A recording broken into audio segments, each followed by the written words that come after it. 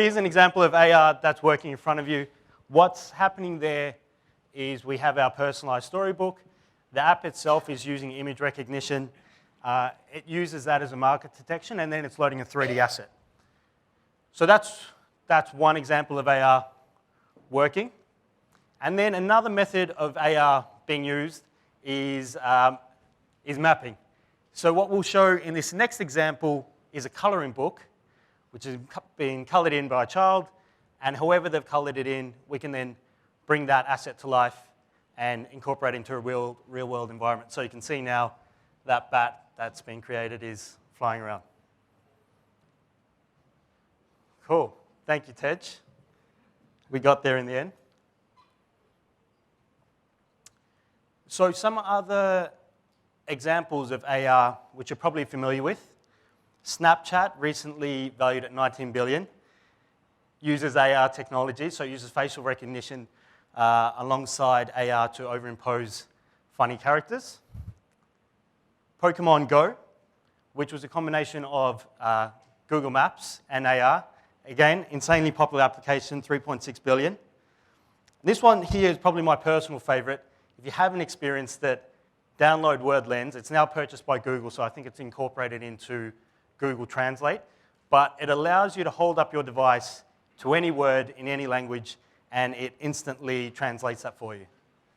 So really useful if you're ever overseas in a chemist shop or a pharmacy and you're needing to transcribe a label, that's the app to have with you. So what's holding AR back from being completely mainstream? And I think of this as being two parts. The first part is a universal platform. You've probably seen through that example that we just went through that you need a specific application to use with every AR experience. So you'll have a My Kingdom book apps on your device. You'll need Snapchat, etc. It would be a seamless experience if a device had a universal platform that you could hold up and it would just work straight away. The next thing that's a bit clunky is the fact that you're still holding a device. At the moment, with most AR applications, it's not wearable tech. And this is really where I'm seeing the industry moving towards. The world got pretty excited with Google Glass when that came about. Unfortunately, that project never made it to market. But I think it led the way for this next wave of technology to come through, which is what we're seeing with Microsoft HoloLens. For those of you who may not be familiar with HoloLens, I've got a short video which talks about it, and it goes into a bit of detail on what that technology can do for us.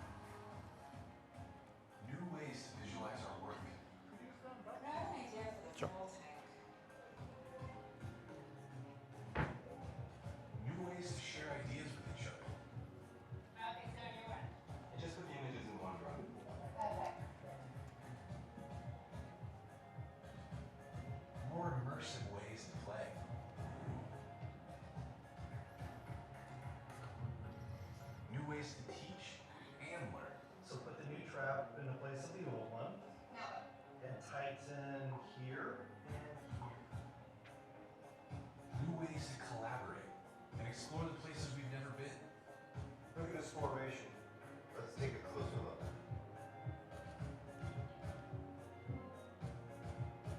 And new ways to create the things we imagine.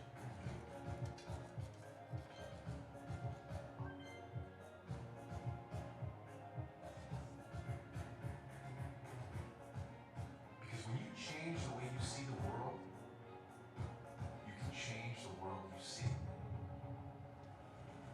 Hololens.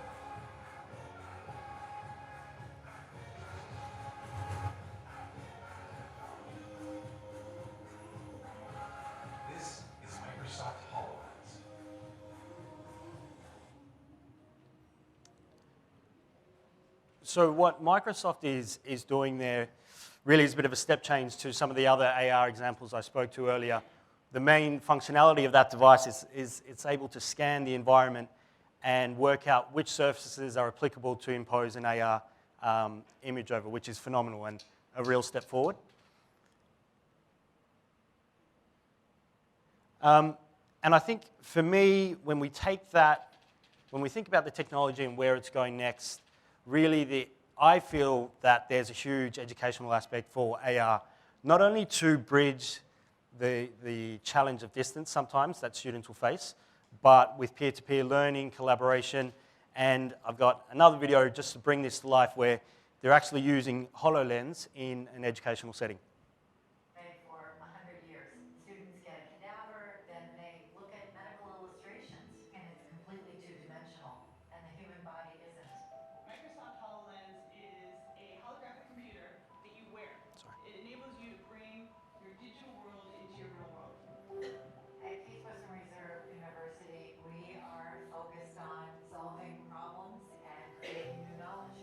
My job is to teach, and I really think this could impact almost everything that we teach people. With HoloLens, you can see the muscles on top of the skeleton all at the same time. You can bring them in and out and exactly understand where things sit. You can take any anatomical part and show any of it. You can move it around, you can make it kind of translucent so you can see through the outside, and that really helped me understand like how cardiac anatomy works. I actually had a moment where I found the aortic valve, and it was the first time that I'd actually seen the aortic valve in relation to all the other anatomical structures. You know, it was a way of seeing it that you couldn't do with an actual heart. I think this will improve students' confidence in learning anatomy dramatically. By creating simulations with the HoloLens that lets them have an experience where they can fail, that could be the best way to learn because you don't allow people to fail too much in real life medicine. With HoloLens, you could imagine having a class standing around a model, almost like a tour group in a museum, where they're all interacting completely naturally. I spend a huge amount of time to make sure they become the best professionals because it's all of our jobs to make the world a better place. We're working with Case Western Reserve University to create this paradigm shift so that we can leap together with students into the future of education. We believe that HoloLens is going to enable us to do that. We talked about being able to use it to teach art history. We have an anthropology department too that I think will enjoy this technology. Anytime you change the way that you see things, it changes the way that you understand them. As soon as you can change somebody's understanding, then they can change the way they see the world. And I know we've focused on HoloLens in these examples. There are other manufacturers who are building very similar technology. I really see this when I think about AR for even My Kingdom books and personalization that we're doing for entertainment and education. I think HoloLens or that type of technology is going to be the future, and we'll be building ourselves set up for that. So that's my brief summary of AR, where it is now, where it's headed towards. Open to any questions. Yeah? Hello. Yes, I'm really curious because when I'm a very big fan of Wattpad and online books as well as reading normal books, but one of the issues that I've encountered is that it really affects my vision. Yeah. I've never had bad eyesight, but the more I started using my phone and my technology, the worse my vision got, and I started recently needing glasses. Mm-hmm. And I'm wondering, with this very big change in technology and impact in the virtual reality and augmented reality, what kind of impact will that have on a person's vision, and are they working towards trying to deal with that as well when they're creating these new technologies? Yeah, I think it's a really interesting question, and it's kind of, if I think back to when we started My Kingdom books, because we were developing books for kids, it was actually one of the reasons why we went down an AR path, because we wanted it to be a combination of a physical book that wasn't dependent on technology. So if a child just wanted to pick up a book and read the book on its own, it could still work, but then have the AR there as an overlay. I think the point that you're making, though, is is really valid. If we go down a path, whether it's VR or AR, and people are constantly looking into screens, is that going to be a health concern? I'm not a doctor, so I couldn't comment, but I think increasingly we're seeing that as a risk. Yeah. What's the pricing of glasses like that? As far as I understand, the developer kit for HoloLens is $1,500, but I haven't heard of the consumer price just yet. But that's bound to come down as more manufacturers get into the space. There's already military companies that are applying their AR from military devices into the commercial space, so we'll see prices come down. Yeah. The HoloLens examples are some of the great ones for opening people's minds. What are the things that you've seen or imagined looking far out that are using AR technology in a way that's truly transformative for education? Yeah, I really like this idea. When I thought about it from an educational perspective, is bridging that distance gap. So we're actually, when we're thinking about education being for everyone and being for the masses, actually having a student in one country being able to have a class forum, not only with the teacher themselves, but their peer group in that virtual environment, talking about a 3D model that's in front of them, I think that's game changer. Especially if we can get the price point right. So if we can get the device there and that becomes accessible for the masses, then it's no longer about what area you've grown up in to get access to great education. It's just having access to it. Hi, quick question. Over here. What do you see as the big barriers to adoption by educational institutions? You mentioned the price point one, but mind frame, disposition, institutional legacy. What are the barriers? I think there are loads of barriers, and even in our industry we face that. So we're talking about developing children's books with AR, and parents naturally have a kind of, I'm not so sure I want the kids on any more technology, and I think that will play into education as well. For me, it's that it's risk versus reward. So once the technology starts to prove that its own value, and it's more than just let's not call it a gimmick, but it's more than just doing something different, that's when I think we'll see that shift. And that's where I naturally think more about solving problems, like, say, if it's distance learning, that's when it will add the most value. Yeah. Just a question. How much development, are you aware of how much development in educational content and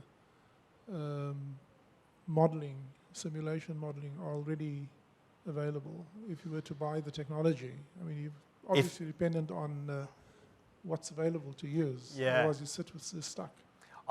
It's difficult to comment because this isn't readily available technology. So it's still, you can purchase it as a developer if you can gain access through Microsoft or some of the other manufacturers. So from a content perspective, it's all still being developed.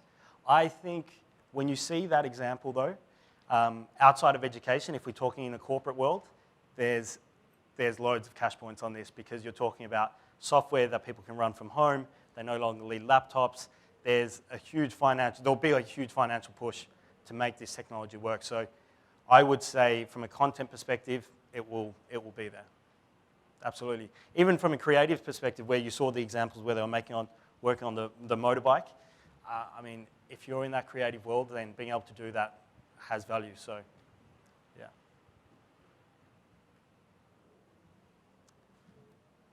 Anyone else? Great. Well, if there's no other questions, I've got AR examples on the back of these cards for anyone. If you haven't tried it, you can download the app, look at the image on the back, and you can see it for yourself so you can try it out. Awesome. Thanks for your time.